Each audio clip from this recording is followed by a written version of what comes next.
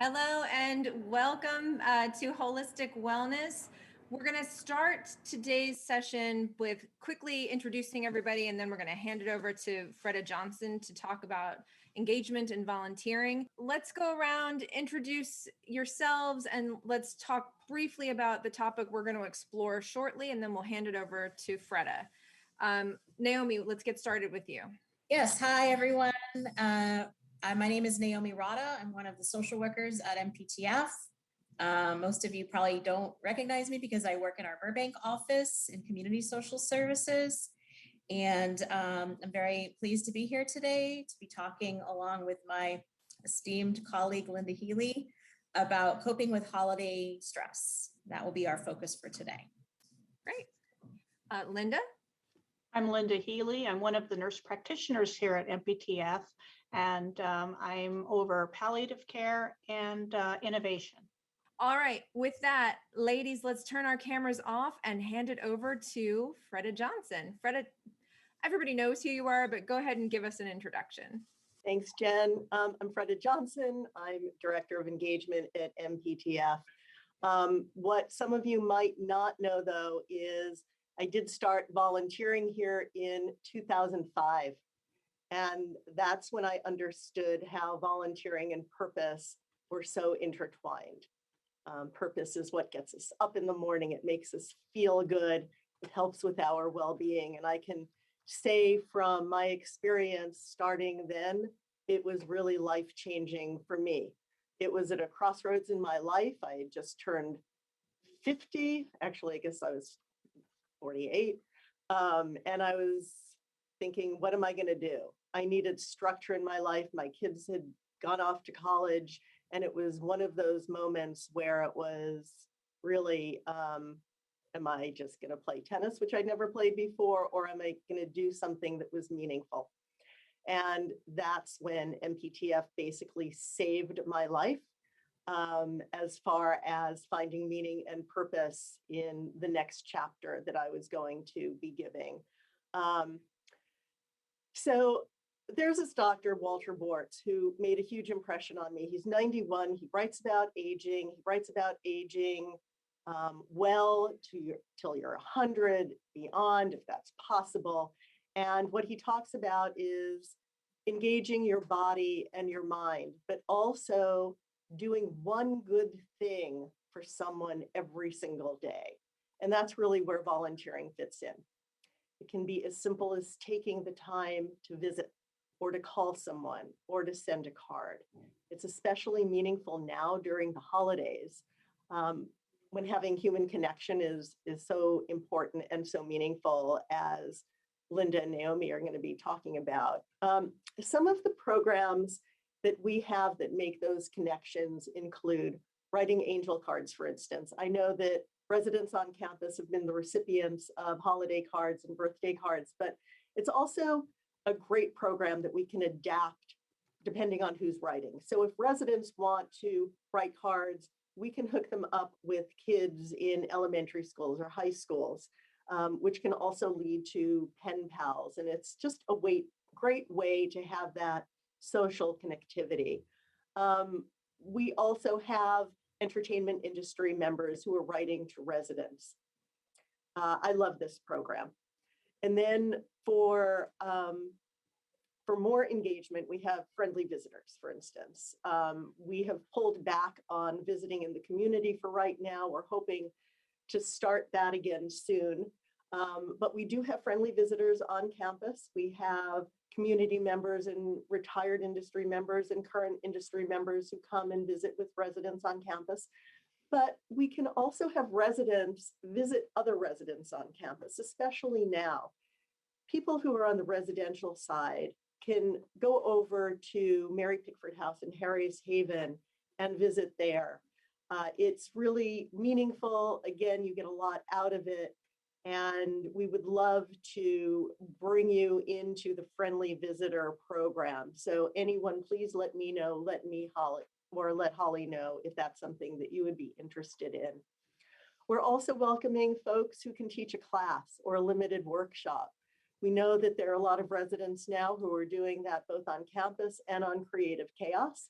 It's a really fun way to get involved. It's taking your skills and your life experience and sharing it with other people. Again, this is meaningful, it's purposeful, and there's a lot to get out of it. We also have things across campus, from call light receptionist to working in the library. We have several libraries on campus. Writing stories for the different newsletters, scheduling movies, of course, participating with Creative Chaos and coming up with new and interesting things that you can share there. Helping with administration. There are dozens of ways to volunteer, and we really do welcome residents. I know that you're participating in activities, but there are other ways to get involved as well, and we would love you to join the team. I'm going to share a photo right now of one of our oldest volunteers time-wise. She was also one of our oldest volunteers age-wise. She was an industry member. She eventually moved into Mary Pickford House, but she truly epitomizes the mission of both the volunteer program and MPTF. Her name was Donna George. She passed away a couple of years ago. But let me just share this beautiful picture of her. She's doing one of the most intimate volunteer things you can do, which is helping to feed another resident. And when Donna moved into Mary Pickford House, one of the things that kept her from moving in for a long time was she wanted to keep volunteering. And she didn't know if she could do that if she became a resident. And in fact, she could. And this is what she did. And it was absolutely beautiful. She loved it, and it kept her going.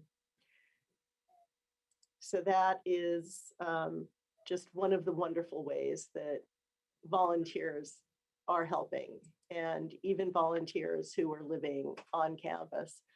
I'm really inspired by people like Donna, by the commitment, the passion, the dedication that she and others have shown. Whether it's someone who is volunteering on a long-term basis. For instance, you can make telephone calls with the daily call sheet, and that would be being matched to a community member in the community who might not be having much in the terms of social connectivity. You might be the only voice that person hears that day, that week, that month. It's a very important program, and if it's something that anyone would like to get involved in, you can come through our volunteer program, and then you'll be trained by Maureen Feldman, who runs the program, and she will make that match for you. And then we also have things that are quick. For instance, right now we have volunteers who are picking up Thanksgiving baskets that are filled with a festive meal for industry members who are in need, who are suffering from food insecurity, who are living in the community. And those folks probably wouldn't have a beautiful turkey dinner with all of the traditional sides and dessert if it weren't for the generosity of our volunteers who are coming to campus contactlessly, picking up the meals. They're being put in their trunks, and they will be driving all over Los Angeles to deliver these meals. And I also want to thank the social services team for not only identifying those families, but they're jumping in to help deliver these meals as well. So we take our volunteers anywhere we can get them, from inside our own organization to community members, or with angel cards. That has pretty much gone viral. And we have people who are sending cards to our residents from all over the world now. It's not only industry members who are doing it, but it's their families, and then they tell people about it.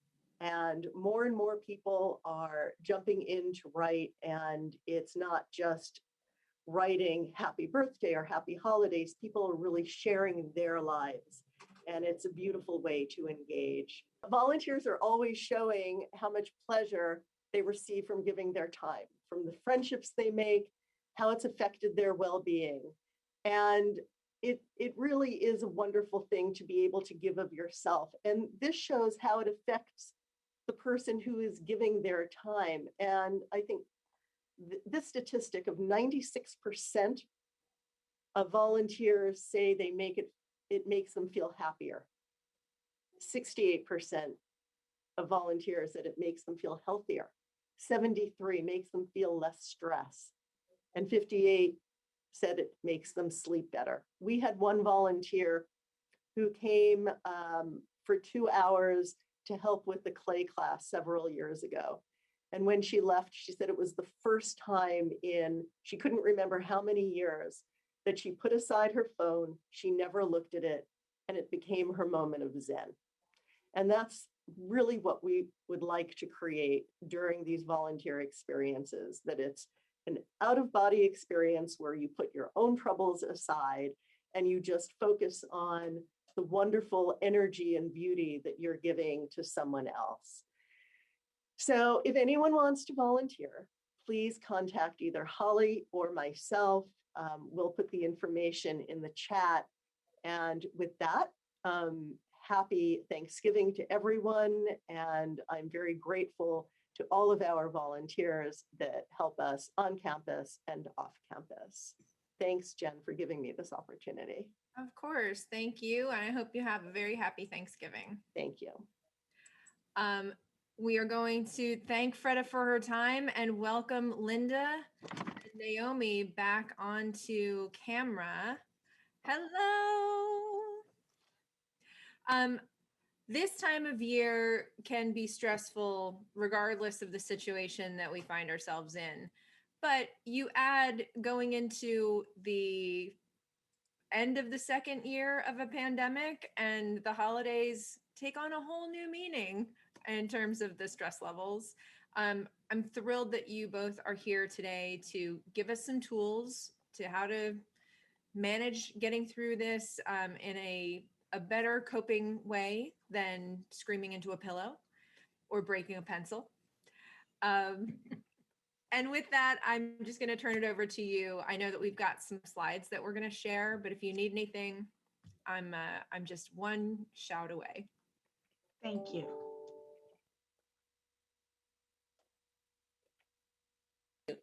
So welcome, everybody.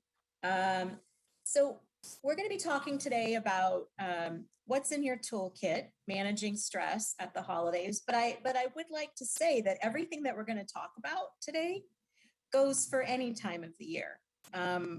Linda and I are going to sort of take turns in talking about how stress impacts us in all domains of our lives. And we're going to give you some specific tips and tricks. And I'd like to ask questions. For those of you who know your social workers well, you know that we are a questioning bunch, a curious bunch. So a lot of what I'm going to be doing is really asking questions and asking people to think about, think things through. And stress really is simply your body's response, the physiological response, the things that happen within your body when you're faced with a situation that feels threatening or adverse, or you're feeling like what's happening around you at this moment is potentially really not good. There's things that happen within your body that get you ready to respond to that. And it's all around us, and it's something that's necessary for us. So we'll get the slides pulled up. Okay, so stress is necessary because that's the thing that really it's our protective mechanism. It's the way that we can respond to those unpredictable, perceived threats to our being. The main hormone that's involved with the stress reaction is cortisol, but adrenaline also plays a part. Well, I'll explain what those do in just a minute. Next slide.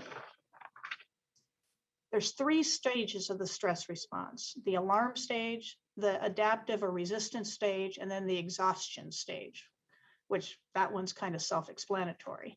But I'm going to go into each one of those in detail. So go forward, please. One more.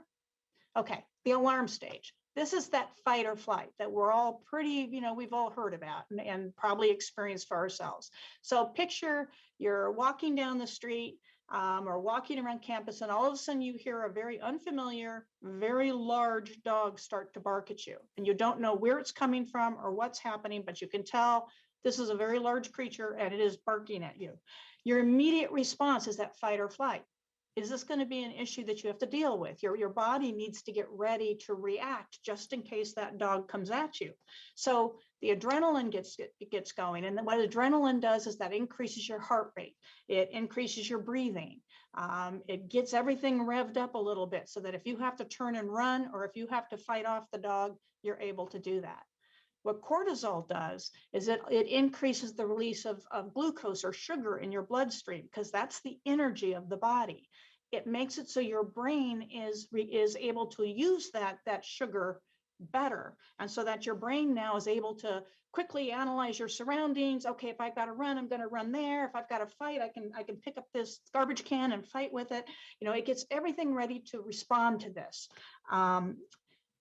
That's a really not super comfortable place to be in, but if it turned out that dog was threatening you, that's your best defense, is to have your body get ready to deal with it.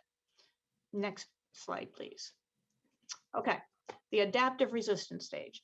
That means that the threat is over. You realize, oh no, I remember that dog, and besides that, he's on the other side of his screened-in doorway, and he can't get to me, and he's a friendly dog anyway, so everything's okay. So what you hope for is that your body lets go of that tension. It kind of relaxes back into its normal. That's the goal with this stage, is to have everything kind of go back the way they're supposed to be.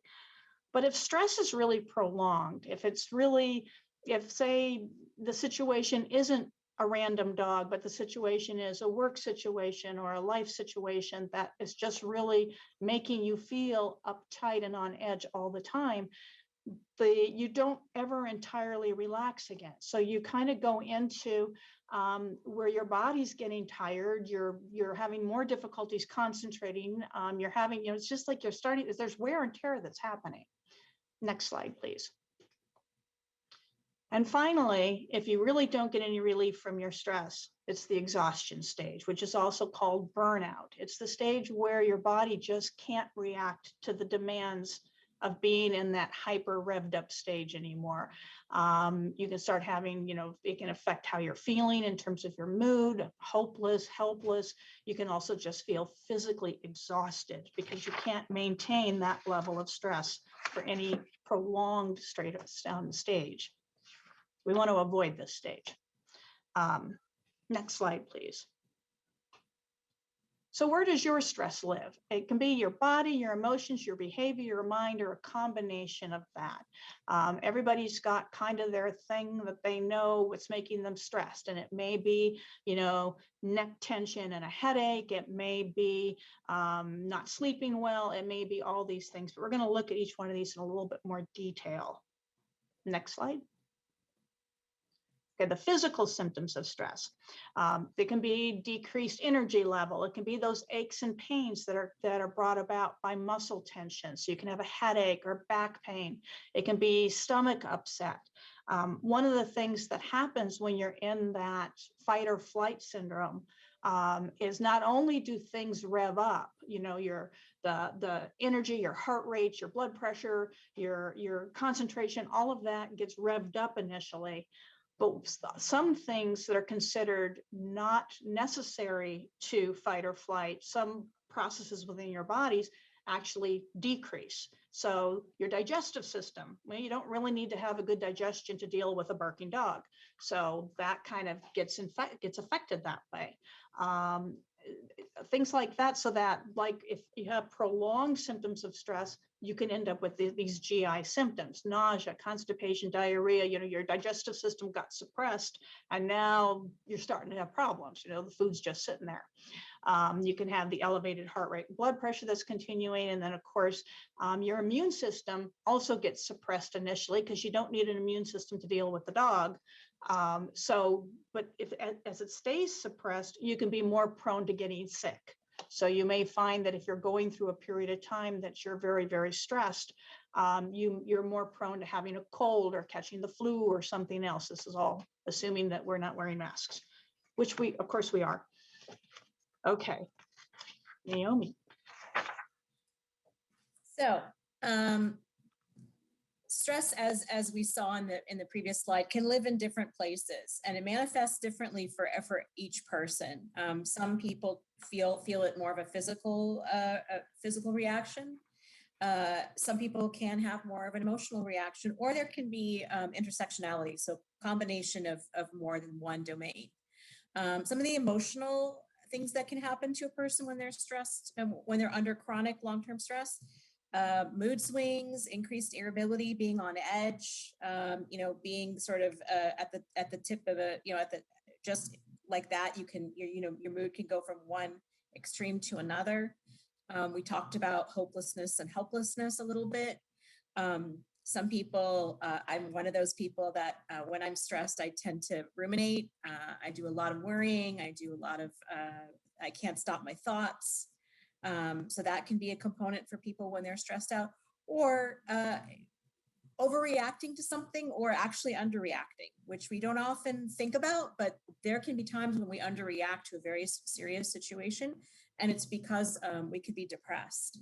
So, something that should normally provoke a more intense response, we find that our response is more flat, or we're just not able to really conceptualize how serious the issue can be. So not just overreacting, but underreacting is also, can be a manifestation of stress. Next slide. So some of the cognitive symptoms of stress, difficulty concentrating, following through on tasks, having a much more difficult time making decisions, really being ambivalent about things, and not really being able to complete tasks and complete a decision. Racing thoughts, it's a huge one for a lot of people. And actually, in addition to having difficulty with concentration, it actually can affect your short-term memory. For example, I've had times in my life when I've been stressed, and for the life of me, I cannot find my keys. And I will turn the house upside down looking for my keys because I just cannot find them. And it really is as a result of stress, and not as a result of an actual cognitive change, but just the impact of stress on cognition can cause those problems. Next slide. So behavioral symptoms of stress. This is something that we really, as social workers in particular, we're really looking out for. It's often the first sign that we can see that something is happening for someone. These physical manifestations of changes in sleep or changes in eating habits, that can be stress, depression, but those are often some of the things we first ask about when someone is coming to us and telling us that they're feeling stressed, or they're not quite themselves. And we often ask about changes in sleep and eating habits. Also, when we're stressed, we tend to turn to things that may comfort us. So that's why stress eating is often a term that's used. One potato chip turns into the bag, or one Oreo turns into the box, because food can bring us comfort. Sometimes other things that we use either to bring us comfort or to self-medicate to cope with a stressful situation. When we see increases in caffeine intake, increases in alcohol intake, someone who's maybe been a light smoker or hasn't smoked for years and starts smoking again, these are all behavioral changes that we as social workers are really looking out for, and are clues and hints to us that something serious is going on with an individual. And then, of course, as we mentioned, decreased motivation, decreased enjoyment of the things that we like to do. And oftentimes, it's sort of hard to tease out, stress, depression, anxiety. I don't like to label things because I think it means different things to different people. And, someone who may not feel comfortable identifying as depressed will say, I'm stressed out. Or someone who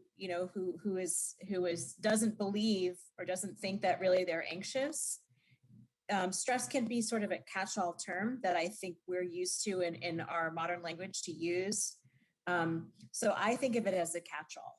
And I think that it helps people who may feel that saying that I'm depressed or I'm anxious, may stigmatize them. Calling it stress is something that can alert us or alert their health professional that something is wrong.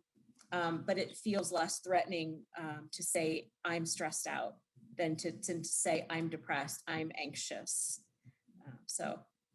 That's why we hear stress as a term that's kind of a catch-all term quite often. Next slide. So the long-term consequences of chronic stress, and it's not that life is stressful, and it's not like we really reach periods in our life where we go, I have no stress whatsoever. There's nothing challenging me at this moment or making my, something that I have to deal with. Pretty much that's every day, all day. But when we talk about chronic stress, it's that there's not any respite. And we are going to focus on how to give yourself respite as we go on with the talk. But chronic stress without that self-care and respite really can do that wear and tear on your body. So you think about if your blood pressure's up and your heart rate's up because of this unrelenting response to stress, you're more at risk to having a heart condition, like even a heart attack or having a stroke or something like that. If you're using the tools that are the poor tools that Naomi just outlined about maybe drinking too much or using medications or non-prescribed things to try to calm yourself down because you're not able to do it otherwise, you're at risk of actually becoming dependent or addicted to things. Eating disorders, again, back to that thing with the changes in the appetite, but it's also about just trying to make yourself feel better. And in eating, and sometimes feeling better is that I'm so out of control of my situation. The one thing I can control is what I put in my mouth, and that's where you have people that become bulimic or anorexic, or the people that eat their feelings and become and have weight gain as a result. And then the mood disorders. These are all things that can happen. Domestic violence is in there because if you have somebody who's constantly on edge, in that fight or flight syndrome, then you have the ability to snap and fight the wrong person or thing, the person that's not causing the problem. Next slide. So we're going to talk about tools, adaptive tools that to use to cope with the stress at the holidays, but this is not just about the holidays. These tools can be used and implemented at any time. So even though we're focusing specifically on the holidays, these are broad brush tools, and I encourage everyone to take in and to really apply what we're talking about, not just at this time of year, which we know, brings up a lot of feelings and a lot of emotions for people, but throughout the year. Because as Linda said, it would be great if we lived in a utopia where there was no such thing as stress, or it was something that we could just let roll off our backs, as a momentary thing. But in this day and age, we're confronted and assaulted, in our senses are assaulted in so many ways, especially now with the stress over COVID, and there's a lot of political division in our country. So these things impact us, whether we're really great at sort of not taking it on as a personal thing, we're able to deflect it. Sometimes certain things, certain people worm their way in there, and it does become something that we need to learn to regulate in terms of our emotions. And, we need to learn to understand. So the three things that we're going to be focusing on in terms of stress management are understanding what triggers us, managing how we respond to it, because for those of you who know the Serenity Prayer is all about changing the things that we can, taking and managing what we're able to control versus what's outside our control. And we've talked about this before on holistic wellness. We can't control COVID. We can manage our response to COVID, and we have. The response that we've done by wearing masks, by becoming vaccinated, by hand washing, by doing all the things that we've done, we've been able to mitigate the impact. But we cannot ultimately control it. So learning to manage our response to a stressful situation and controlling what we can is going to be really important in terms of regulating emotion and behavior and all of that. And then finding balance. And listen, none of these things are rocket science. I'm sure throughout our lives we've all sort of tried many strategies and tried to incorporate these tools. So nothing that we're going to be talking about is revolutionary here. But I think it's always good to be reminded. And as I mentioned, there's I'm asking questions here. So I'm not really talking, trying to give people like, you should do this or you should do that. But it's more about asking, how do things affect you? And really trying to help people sort of think more deeply about the way that they interact with stress. Next slide.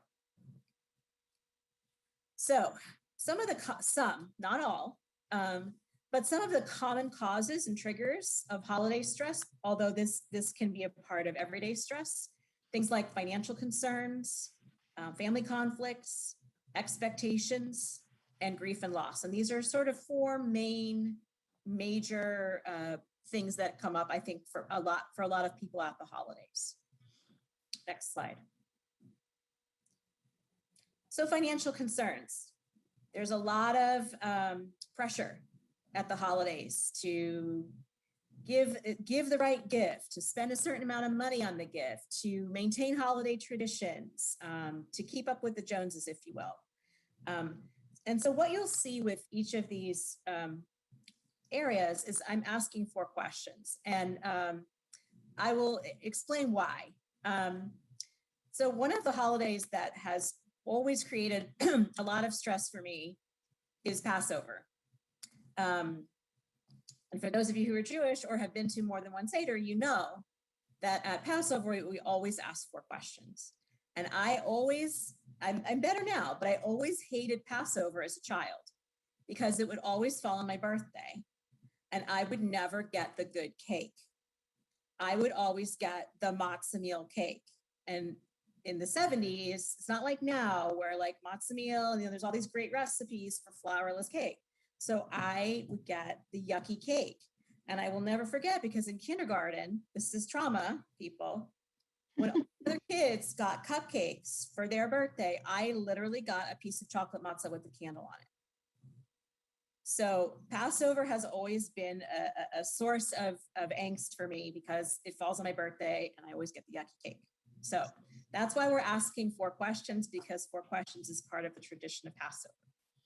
So 4 questions regarding financial concerns. How do you communicate about budgeting and money management to the people in your life, to your significant other, to your kids? And what messages were you given as a child, and have you given to others about the importance of gift giving? For some people, giving the right gift is like super important, and receiving the right gift is super important. For others, gift giving is very stressful, and they would prefer not to receive a gift and not to have to give a gift. So when those styles don't mesh, it can become a source of stress. It can become a source of disappointment. It can become a source of resentment.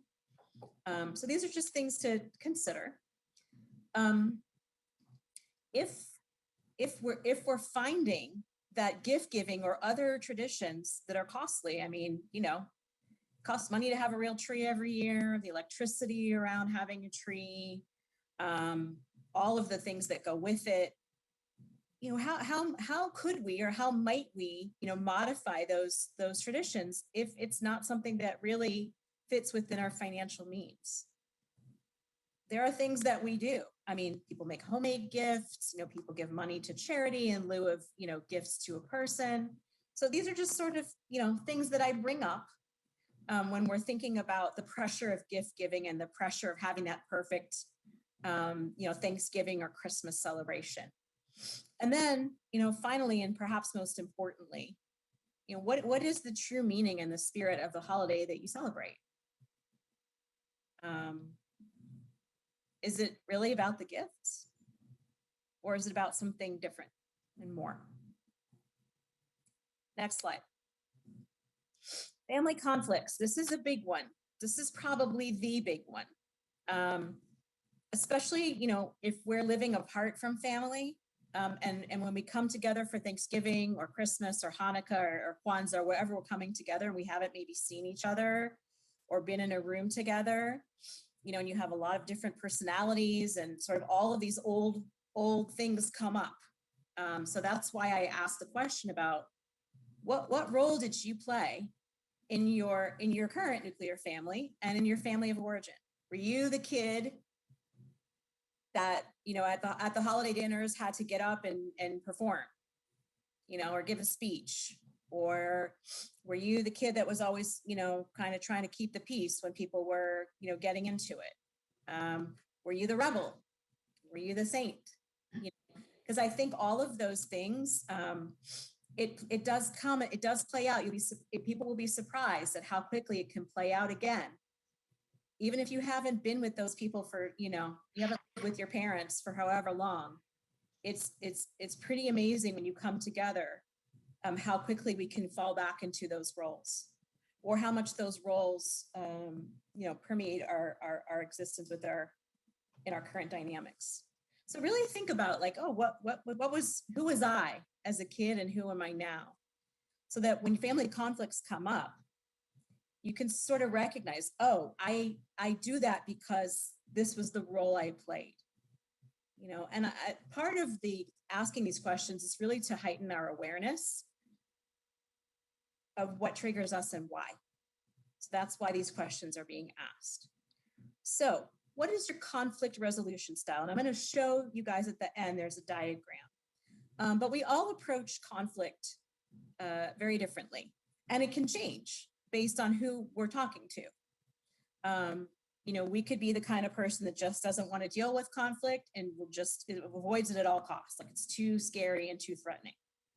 We could be the kind of person that it's like our way or the highway. There is no resolution. It's my way or the highway. Or you can have people that try to collaborate, that try to compromise. There's lots of different conflict resolution styles. So I just encourage you to think about how you've handled conflict with people that you care about, where there's high stakes in the relationship. And we'll look at the diagram at the end. And obviously this presentation is available to you if you'd like it, emailed to you or sent to you in some way for reference for the future. How can we this is a big one, especially now.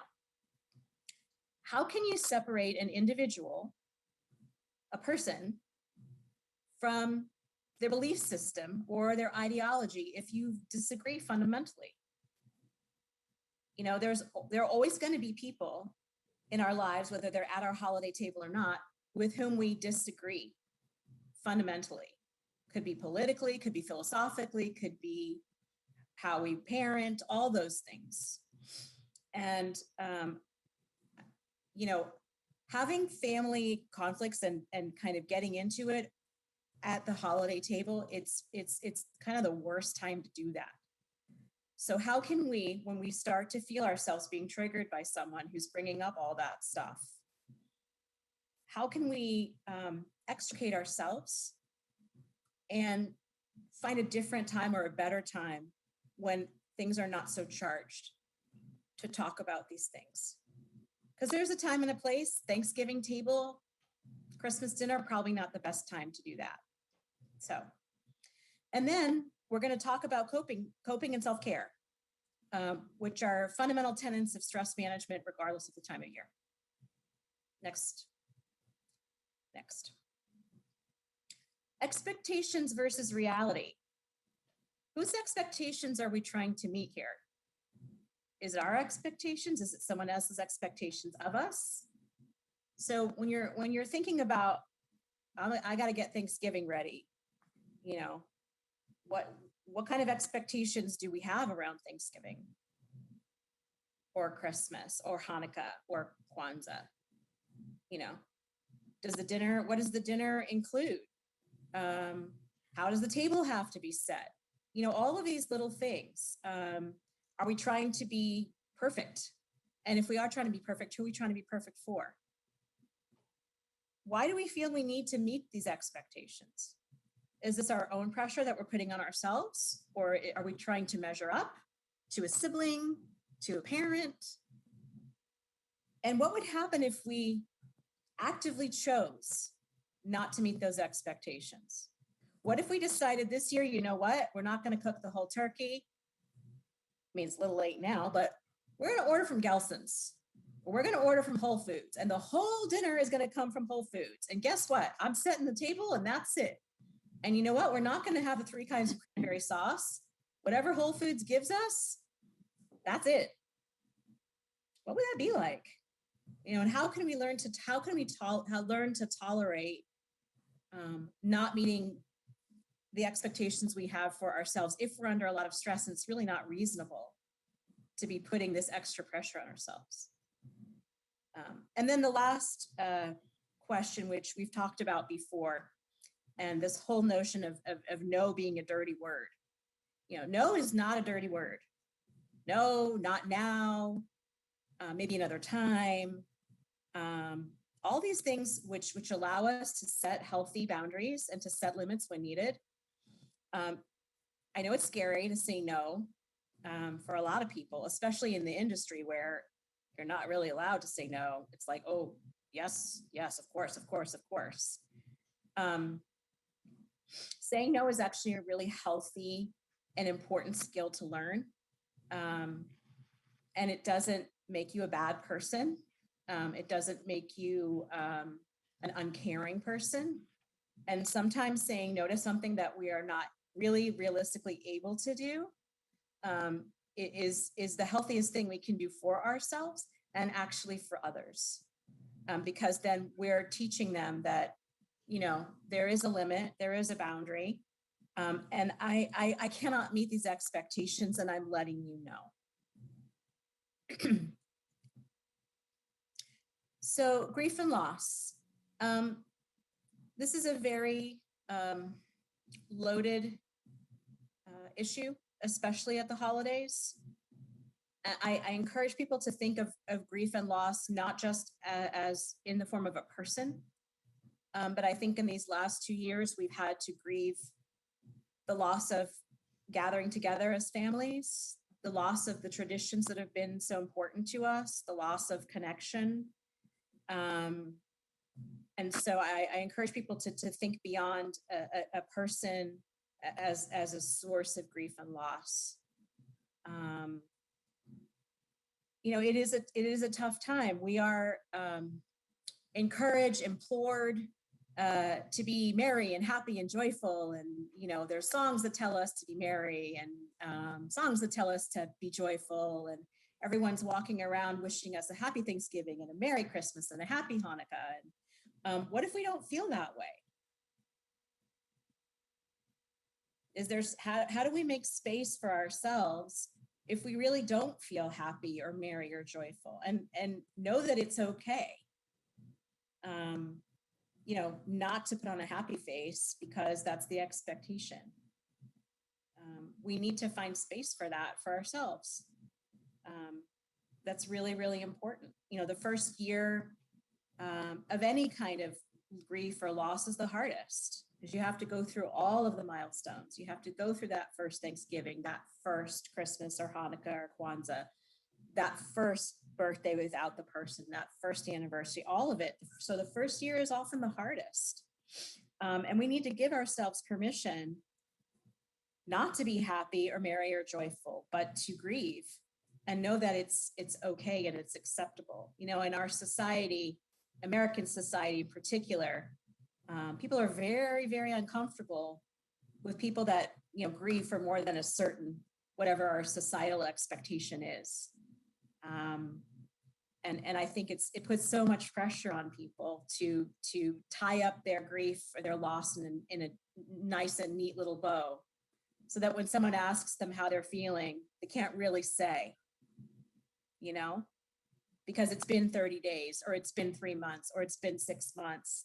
And the societal expectation is we've put our grief in its place. And that's not true. Grief is not a linear thing. It's not. And it's a huge fallacy to think that it is. Our grief, can go like this. It's much more of a 3 steps forward, 2 steps back than it is a straight line. So I just encourage people, if grief and loss is a part of your experience, regardless of whether it's at the holidays or at some other point in time, not to judge it and not to think, well, it's already been X amount of time. Why am I feeling this way? I should be over this by now, or it should be in its place. That is our society talking. And it's not really lived experience. So how can we bring positive memories forward if the person is not there for whatever reason, or we can't observe the tradition? We can still talk about it. We can reminisce about it. We can try to incorporate some sort of aspect of it. And bringing forward that positive memory, or honoring the presence of someone who's not there by symbolically, or somehow incorporating them into the space, can be actually quite healing. And there's lots of creative ways to do it. So I just encourage people, even though our society wants us to put it away and hide it and not make it part of our celebrations, to do the opposite and to bring that person forward, whether that means giving them a symbolic seat at the table, or wearing their, favorite ugly sweater, or taking out that menorah that was theirs and lighting it. There are lots of ways to have someone present who cannot be present for whatever reason. Next slide. So stress response. Like I said, part of dealing with stress response is controlling what we can, and understanding what that is and what that isn't. Next slide.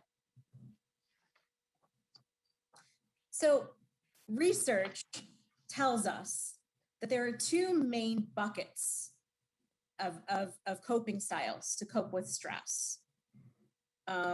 There's solution-focused coping, which is really more of an information gathering and, really trying to take control of the situation.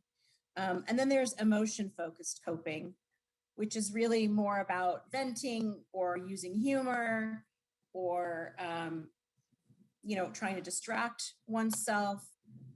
So research tells us that, solution-focused coping is better. But I don't believe that's true. I believe that, both coping styles have their place. And actually, most people usually employ a blend. There are certain times when, you need to express your emotions and get them out, and that's what helps you cope. And there are certain times when being really logical and practical can really help you feel a sense of mastery over a situation that feels like it's out of control. And so most people favor one style or the other. And I just encourage you, if you're more of a solution-focused person, to try to get a little bit more in touch with the emotions that come behind the stress, and to incorporate a little more of that emotion-focused coping, because it will make you be able to manage the stress in a more comprehensive way. And if you're more of an emotion-focused person, to work with a social worker or your family or whoever, your healthcare professional, to try to be more, to incorporate more of a solution focused approach, because that will then help you feel like, oh, there is something that I can do here. You may not be able to solve the problem. You may not be able to make the stress go away. But for you to develop some sort of awareness and sense that, what, I can't control this whole situation, but there's a piece of this that I can control and that I can get hold of. Next slide. So now we're going to talk about finding balance and self-care. And I think everybody sort of knows what the right things to do are, sort of like, oh, self-care, we all know we need to do it. But we're really gonna try to hold people accountable for doing their self-care. Next slide. So we're going to talk about the basics. Linda's going to handle a lot of that. And we're going to talk about what balance really means and how do we find balance in our busy world today. Next slide. So as Naomi said, many of us can sit down and put pen to paper and write out what are normal self-care things, but putting them into practice can be very difficult. I think the best thing I can say is that when you're feeling stressed or overwhelmed or just not at your best game, Think about taking care of your body the way you would a garden. There's things you have to do to tend the plants. You have to water, you have to weed, you've got to make sure they get sunlight, you've got to do all those things. Your body needs that too. So nutrition is one of those things that your body needs. And you may find that when you're feeling stressed, that either you don't have much of an appetite or you're eating everything in sight. But the thought is, again, trying to be really mindful about what you're doing and just take care of your body. Don't respond with the emotions. Just say, I know my body needs to have balanced nutrition. I know that I need to be eating more protein-based meals and not just the coffee and the pastry for breakfast. So basically it says that you, during the holidays, it's okay to enjoy those things that you really like. It's not that you have to deprive yourself of everything, because heavens knows that would really stress me out. But it does mean you try to do it in moderation. You say, you know, I'm going to have a piece of this, and then that's enough. I'm not going to go back for seconds. Because I was able to enjoy this experience and enjoy that flavor and the memories that comes with it. And that's good for now. Trying to have those 3 healthy meals a day and make sure that they're more protein based than carb based. Doesn't mean you can't have some carbs, but you know, try to do it like you would normally do if you were taking care of yourself. And then try to limit this, you know, do the snacks, two snacks, one between breakfast and lunch, and one between lunch and dinner, is a really good way to kind of make sure you don't get overly hungry, that you then overindulge when you go to the next meal. Next slide. Okay, exercise, the dreaded E word. So yes, our bodies need exercise. The plants need sunlight. Our bodies need exercise, but it doesn't mean you have to. I mean, if you're like to go into a gym and really, you know, work hard for an hour, that's great. But if you're finding that, you know, that's just not really your thing, or at this point in your life, or with everything that you're dealing with, you're just not able to do that, look to capture 20 to 30 minutes of activity every day. And it doesn't have to be 20 to 30 minutes all at once. If you live here on campus, or you work here on campus, you know, walk across campus once or twice a day. That's getting you out. That's having you move. It's helping to burn off some of that stored up energy and tension that our bodies hold on to when we're really stressed. And it's just making sure that you're trying to, again, get some kind of activity. Talking about tension and our bodies being really tight, stretching is also really important. And it's not about getting into trying to suddenly do the splits when you never did the splits in your life. It's gentle stretching, you know, rolling your neck, rolling your shoulders, those kinds of things that just sort of help loosen you up a bit, which is good physically for you, but it's also a way of symbolically letting go of some of that stress and tension. And again, if you aim to start each day with a little bit of stretching and end each day with a little bit of stretching, and in between you do a little bit of walking or activity, that's really taking care of yourself and nurturing yourself. Next slide, please. Sleep. Whether you're somebody when you're stressed that you just can't sleep at all, or somebody who just really doesn't want to get out of bed at all and you just want to stay under the covers, you want to try to, as best as you can, stay with a regular sleep schedule. You know, target 6 to 8 hours a night, whatever was your norm in life that really you felt your best at. And then try to keep the same schedule so that Monday through Sunday, you're really trying to follow the same schedule and sleep. You're not just saying, oh, it's Friday night or Sunday morning, and I'm going to either stay up really late or I'm going to sleep in really late. It's just trying to keep with the same schedule as best you can. It's something that we can't store up sleep. We can't say, oh, I'm going to be going to the New Year's Eve party, so I'm going to really sleep in on December 29th and 30th so that December 31st, I can go ahead and stay up all night. You're still going to be absolutely exhausted come January 1st because you can't store it up. You just kind of, you know, you still want to make sure that you're doing the best you can to take care of yourself.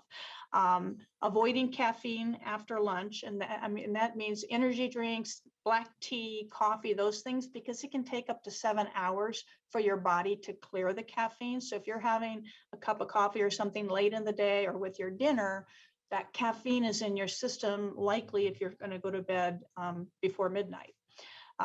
try to, in the evenings, minimize the technology. And that includes television, cell phones, tablets, the impulses and the lights that stimulate our brain and interacting with technology later in the day keeps our brain more stimulated, so it's harder to fall asleep. Now, I realize the slide says we try to avoid reading in bed or minimize it, but if that really is your go-to and you really fall asleep after the first couple of pages have turned, go ahead. But for the most part, you try to keep your bed for sleeping so that your body and your mind get trained. I've gone to bed, now it's time to go to sleep. And if nothing's working for you, see somebody, if you're really not getting any kind of rest. Okay, next one. And finally, getting outside. And that can certainly be incorporated with your walk across campus or walk around your block or something like that. It's just getting outside and trying to get some fresh air, get some sunshine, get some movement, change your environment a little bit. And like we mentioned before, it's it's looking at the bird, it's looking at the squirrel, it's greeting your neighbor, it's just being out of whatever situation you're in when you feel the most stressed, and just giving yourself these moments of respite are a way that you can rejuvenate. Sunlight is good for us in moderation. We certainly don't want to overdo it, but it does help, stimulate vitamin D and replenish it. And so that's something that can help with mood and thinking and our overall physical health. So getting some sun exposure is a good thing to strive for each day. Next slide. So beyond the basics, like I said before, none of the things that we're talking about in terms of self-care are revolutionary. We know what's good for us. We know we should eat healthy. We know we should get outside. We know we should exercise. But I'm also encouraging everyone to go beyond the basics and to take care of ourselves and nurture ourselves in an emotional way. And if you look at the bottom of this page, this is my little self-care vision board, if you will.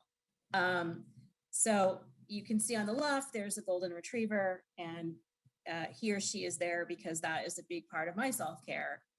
My family fosters golden retrievers. So we always have some sort of furry friend with us. And I think pets are an amazing source of comfort. Studies have been shown that they can help reduce our blood pressure. So if you have a pet, they're an amazing source of actual self-care. And the musical notes and the cross stitch, those are hobbies that I have recently in the last 2 years really rediscovered. These are things that I enjoyed doing when I had more free time. And I realized that, these were areas of my life where I was missing me time, things for me. And so I slowly started to incorporate these things back into my life, and they are a huge form of self-care for me. I would love to say that I am excellent at exercising, and I get out 20 to 30 minutes a day, and I get out, I walk the dog, but this dog is 13 and he can't walk 30 minutes, so I walk him and I get outside, but I take 15, 20 minutes a day and I practice the piano, and I take 45 minutes after dinner and I sit down, with my glasses and my little needle and I do my cross stitch, because that is a way for me to regulate my emotions and my mood, and my behavior. It helps to, sort of settle me and calm me down. So I just encourage people, if you've got a hobby or an interest that you kind of let go by the wayside because I don't have time, I've got so many responsibilities, you're worth it. Like the L'Oreal commercial says, you're worth it. Take that 5 to 10 minutes. You can spare it. And really commit to it. If you have to put it on your Outlook calendar, if you have to put it in your day planner, commit to it, because you'll be surprised at how much even 5 to 10 minutes of solely being selfish, not in the way that we think selfish is a bad thing, but that we're being selfish in order to nurture ourselves. Everyone has 5 to 10 minutes to do that.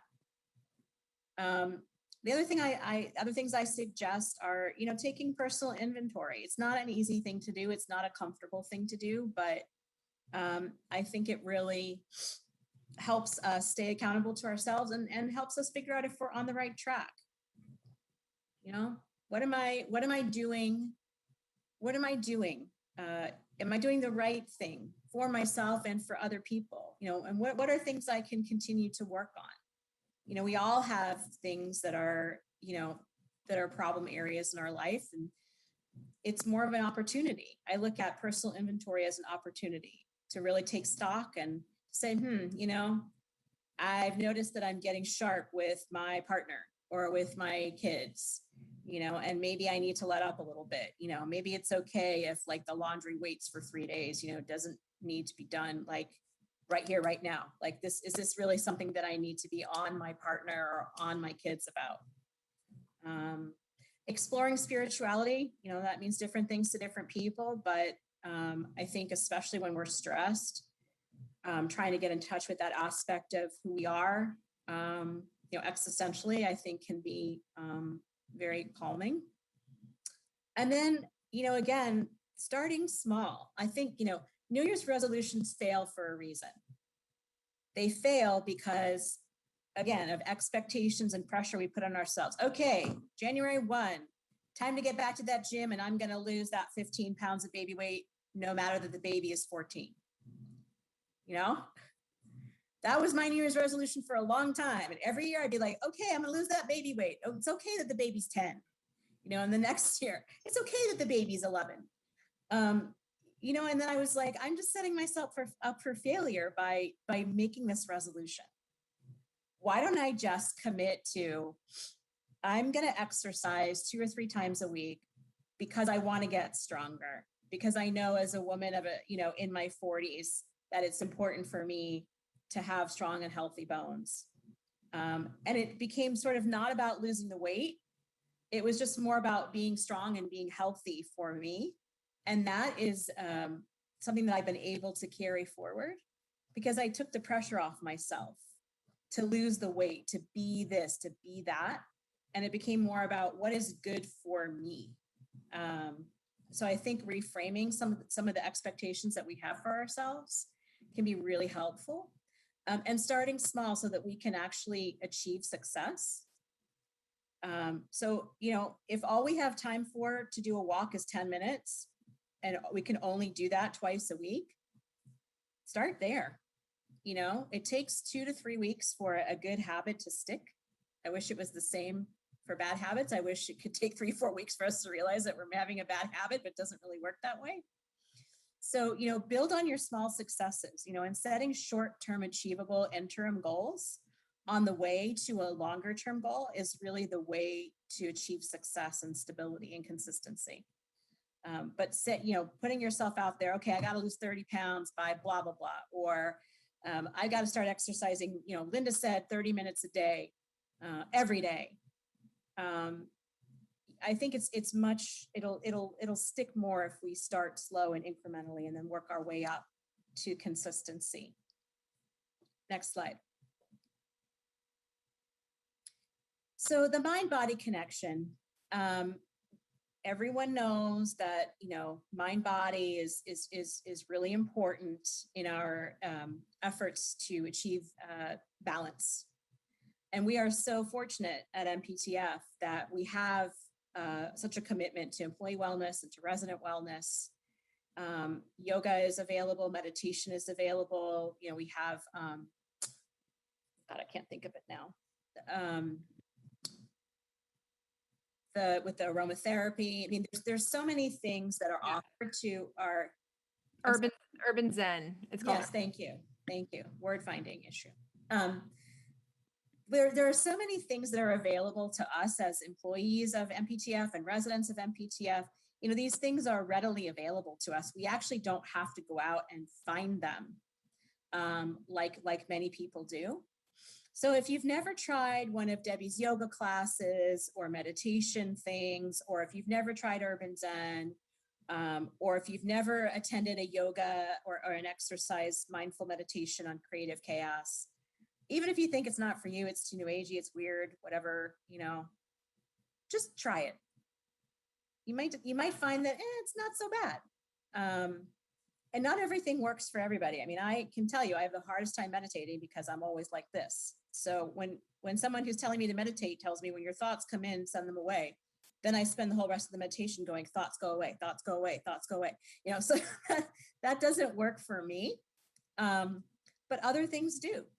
So I just encourage you guys, as part of your, if you're attending this talk, obviously you're thinking about reducing stress in your life, that this is one way. Yoga's been around for thousands of years. It wouldn't have stuck if it wasn't helpful, to just try and incorporate one type of mind-body discipline, and see if it's for you. You never know. Next slide. So some homework. I wouldn't be me if I didn't leave people with homework. So just think about some of the questions that were asked in this presentation. There is an actual life stress inventory test, and the link is there. So if you want to actually see where you fall numerically on the stress inventory, you can take the test. It's like 20 or 30 questions. It just asks you, about the stressors in your life, and then sort of gives you a number, a score.